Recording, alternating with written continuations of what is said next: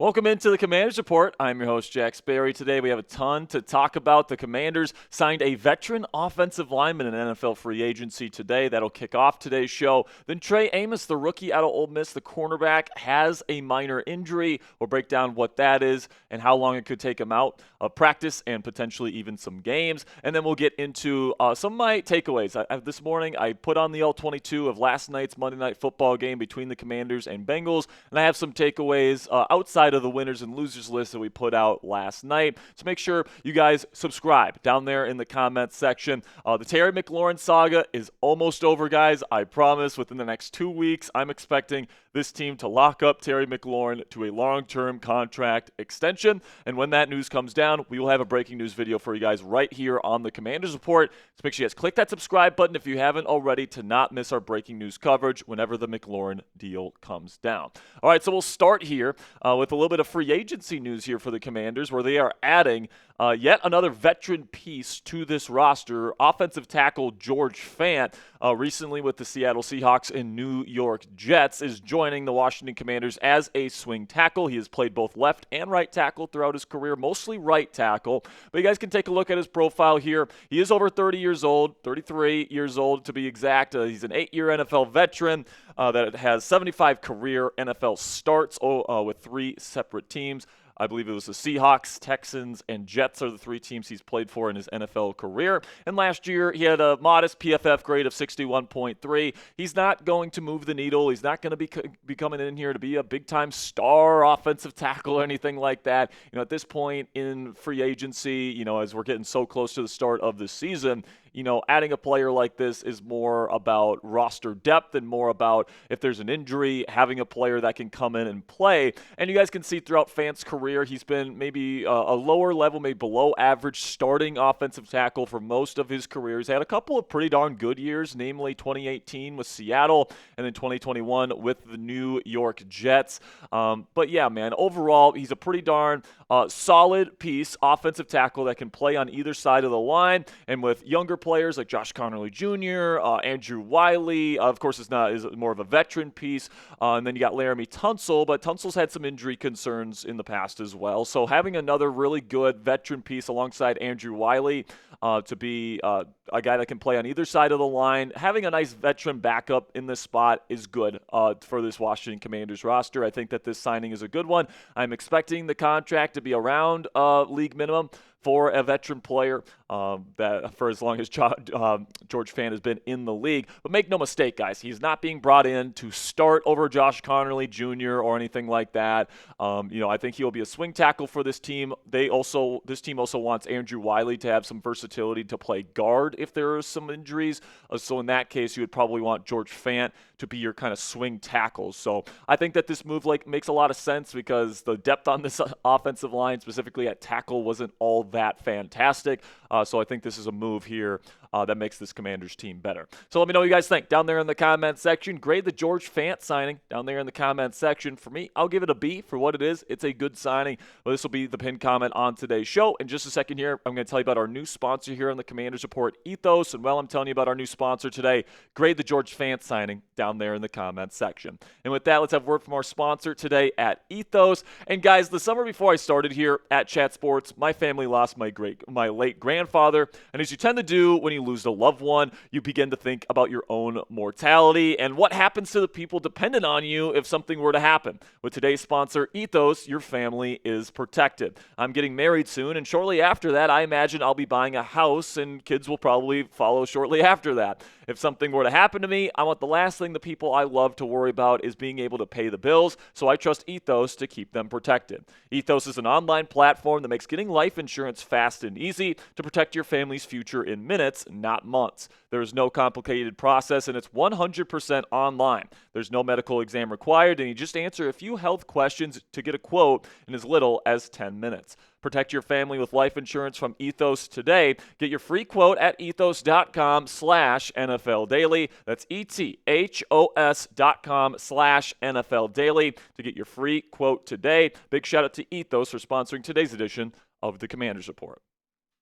All right, so now moving on to Trey Amos, the standout rookie corner out of Ole Miss. He's had a fantastic preseason in that one game against the Patriots, and then he's had a really good camp. Did not play last night versus the Cincinnati Bengals when everybody else was out there, besides Bobby Wagner and Von Miller and some of these more established veterans, older veterans. Marshawn Lattimore was out there, Frankie Louvu was out there. Everybody else was out there, but Trey Amos wasn't, and the reason for that, guys, is apparently he has some hamstring tightness. He worked out before the game, and he didn't get to a point where he felt comfortable playing in a preseason game. But Coach Quinn did say after the game was over that he would have played Trey Amos if it was a regular season game, and Amos would have wanted to play if it would have been a regular season game. So it's not anything too serious. I would consider this a minor injury, and if he could have played last night on this hamstring tightness, I would certainly expect Amos to be out there when this team plays the New York Football Giants in the season opener in just a few weeks from now. Now moving over to the latest surrounding the Terry McLaurin situation. Last night, Jaden Daniels got interviewed during the preseason game by ESPN, and he said in that interview that he isn't worried about the Terry McLaurin situation. So guys, if you're worried about the McLaurin situation right now, maybe don't, because JD isn't worried about it either. This is what he has to say about the situation. I know he'll be coming through the door soon. I just got to do what I got to do daily. I know he's working hard and hopefully moving forward soon, and we can get back out there. So, I think that, my sentiments are similar to Jaden Daniels' here, where, I'm pretty sure, if not, very close to 100% sure that this is going to get done. The Commanders know they need Terry McLaurin this season.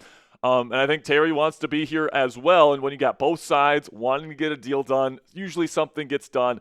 But like I've said on the show a number of times, my biggest concern, and it sounds like it's Jaden's concern as well, is getting this guy back on the practice field before the start of the season. If we're, waiting until a couple days before the start of the season and he doesn't have a lot of time to practice with Jayden and within this offense, it could mean a slow start for this offense and Terry McLaurin heading into week one, which is obviously something we do not want to happen in such a competitive division as the NFC East, with the reigning Super Bowl champions, the team to beat heading into the year. And now to kind of finish up today's video, guys, I wanted to share some film takeaways.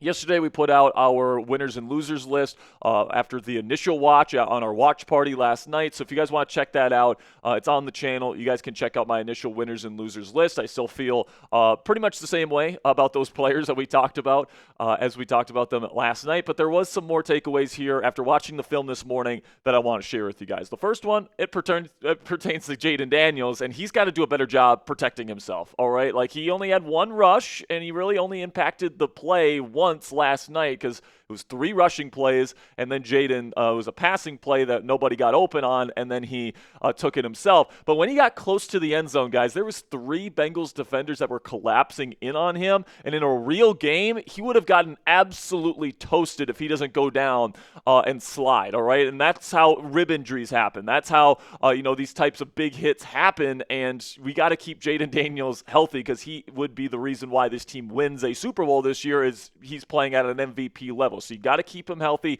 got to keep him on the field. Jaden's got to know that he has to understand that a preseason touchdown matters way less than his overall health heading into the year. So even though it's great to see him get into the end zone there, it was pretty clear that those Bengals defenders were easing up on him, and it was almost kind of like that Kenny Pickett fake slide touchdown. You guys remember that back when he was at the Pitt Panthers, or they eased up because they thought he was going to go down. It was kind of that vibe. So in a real game, I'm not sure if he's going to get the same courtesy, and if a safety's coming down and hitting him hard, I don't want to see Jayden take those kinds of hits. So even though it's great to see him get into the end zone, Jayden, just protect your body, please and thank you. Then we get to the first team run blocking was absolutely great last night, man. And this was something that I suspected after watching the game live last night upon the first watch, but after turning on the film this morning, watching that first team unit, Tyler Biadasz, John Bates as a tight end was awesome as a blocker last night. Josh Connerly Jr., who we're going to talk about here in just a little bit, was phenomenal as well. I thought, overall that first team run blocking unit looked really good. And, after kind of a not great performance run blocking against the Patriots and, this defensive line for the Commanders doing a really good job against this run offense here in Washington during training camp, it was really good to see this offense, kind of pick up where they left off last year and have as much success as they had on the ground on that first drive. Speaking of that success, it was not Bill Krosky-Merritt that was out there on the first drive of the game. It was Chris Rodriguez Jr. So could we see Chris have an opportunity to be this team's #1 running back this year with Brian Robinson Jr. likely out the door? Last night for 6 carries, 62 yards, so he averaged a first down per rush. He had a 40-yard run as well. So very explosive stuff from Chris Rodriguez Jr. He lowered the shoulder and picked up some extra yards on some tough runs as well. And, Chris had some moments last year. I think it was against the Giants in the fourth quarter where he absolutely ran over that Giants defense and helped this team get a close victory in the middle of the season last year. And Chris is somebody that I think runs the way that you want your running back to run. He runs hard. He does have a little bit of speed to his game as well. And the fact that he was out there before Bill Krosky-Merritt last night and Bill was playing into the second half, whereas Chris Rodriguez Jr. really wasn't, that might be an indication that, we kind of assumed Bill was going to be the guy that takes this #1 running back spot to start the year. But Chris certainly did well for himself last night. I think he's going to make this team for sure, and then they may carry 4 running backs this year as well. Now, that might sound a little excessive. Last year, they only carried 3. At certain points, they did carry 4, so it's absolutely possible that they do carry 4 this year. You got Austin Eckler, who's definitely going to be making this team. Brian Robinson Jr., by the way, likely either going to get cut or traded before the start of the season. But then you got Bill, you got Chris, and then you got Jeremy McNichols, who's a really good change of pace back in there.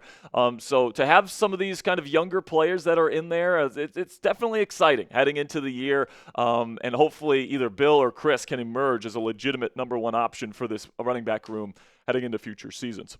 And then moving over to the defensive side of the ball, I was really impressed watching the defensive line last night with Jacob Martin. Now, Martin didn't make my winners list because I wasn't exactly sure. I wanted to watch the All-22 and see. But Martin was consistently around the football. He had 3 pressures, and he had a quarterback hit as well. Had a half sack as well on Joe Burrow. So Martin was getting after it. He was winning on the edge, and I think that he probably solidified himself a roster spot after last night if it wasn't already set in stone. And then something that I kind of came away with, and we said Ali Kaho's name a couple of times last night, but I thought he played better than Kain Medrano, okay? Like the very athletic linebacker out of UCLA versus Kaho, who's also out of UCLA but was a UDFA. I kind of preferred Kaho last night, man. I think that he was in the right position more often than Medrano was. Medrano's had a little bit of an issue getting in the right place in terms of his run fit for the first 2 weeks. He hasn't been phenomenal in coverage either, but Kaho was around the football. He was making plays, and right now, I think if I'm Dan Quinn, based on what I've seen from these 2 guys on film the first 2 weeks, if I'm picking one of these guys to make the final roster or the practice squad, whatever, I think my preferred option would be Ali Kaho. So what's your guy? Let me know down there in the comments section. Who will be the guy that surprisingly makes the team this year? Is it Kaho? Is it, maybe Ja'Cory Brooks? Is it Tay Martin? Is it somebody else? Let me know what you guys think down there in the comments section. Who's your pick for a surprising player that's going to make this 53-man roster here in just a couple of days? All right, that'll be it for today's show, guys. Thank you so much for stopping by and talking some Commanders football with us. Make sure you click that subscribe button if you haven't already. Tomorrow, we are going live on the Commanders Report. We got a bunch of great content waiting for you guys tomorrow, so make sure you guys click that subscribe button if you haven't already. Until next time, guys, go raise some hail.